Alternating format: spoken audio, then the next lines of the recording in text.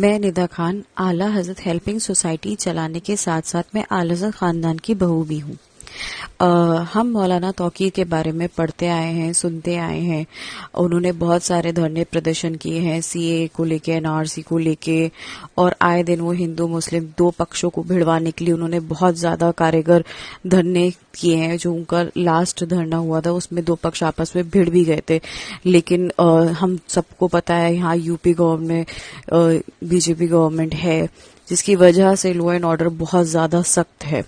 कई बार उनकी कोशिशें ये नाकाम रही हैं, लेकिन देखा जाए 2010 के दंगे जो हुए थे उसमें अब वो सीधे सीधे आरोपी हैं और 3 गैर जमानती वारंट जारी होने के बावजूद तौकीर रजा खां बिल्कुल ही हिरासत में नहीं आए। वो गायब हैं।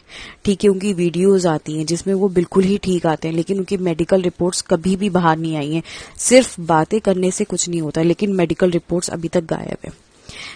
दूसरी बात, मौलाना तौकीर बहुत ही ज्यादा लेविशिंग लाइफ जीते हैं। उनका बेटा ऑस्ट्रेलिया में एक लेविशिंग लाइफ जी रहा है, पढ़ाई कर रहा है। हम सबको पता है ऑस्ट्रेलिया की पढ़ाई कितनी ज्यादा एक्सपेंसिव है, लेकिन कभी कोई ये नहीं सोच पाया कि मौलाना तौकीर के पास फंडिंग आ कहां से रही है, वो इतनी लेविशिंग लाइफ जी कैसे रहे, अपना स्टेटस कैसे मेंटेन कर रहे हैं, जबकि उनके पास कोई बिजनेस नहीं है, कोई फैक्ट्री नहीं है, कुछ नहीं है। तो ये फंडिंग आ कहां से रही है?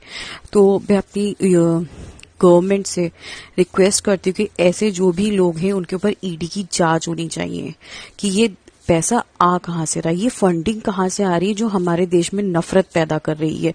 उनकी वजह से दो पक्ष आपस में भिड़ने के लिए, मारकाट करने के लिए तैयार हैं, क्योंकि वो अपने आप को ऐसा साबित करते हैं कि जैसे वो बहुत बड़े विक्टिम हैं या लीडर हैं और अपनी बातों से लोगों को ब्रेन वॉश करते हैं। तो मुझे लगता है कि ऐसे आदमी के ऊपर सख्त कार्रवाई होनी चाहिए जो 3 गैर जमानती वारंट होने के बावजूद भी गायब है। जब से मैंने फेसबुक पोस्ट डाला है तब से लगातार लोगों की मेरे पास धमकियां आती है और तरह तरह की बातें वो करते हैं। इवन वो मेरी जो केसेस चल रहे हैं उसको लेके चैलेंज करने की बात करने लगते हैं, मुझे मारने की धमकियां देने लगते हैं। तो इस आदमी को अगर मैं उसके बारे में कुछ बोल भी रही हूं तो उसके सपोर्टर्स मेरे ऊपर आके मुझे गाली गलौज करने लगते हैं।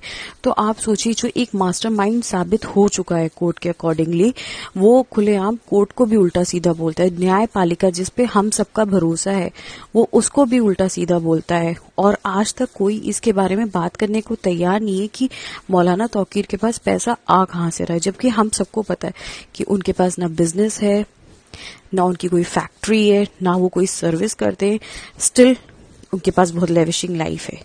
विदाउट मतलब कोई फंडिंग तो है, जो कोई ऐसी जगह से फंडिंग हो रही है जिससे हमारे देश को नुकसान पहुंच सकता है या इंटरनली वो नुकसान पहुंचा रहा है।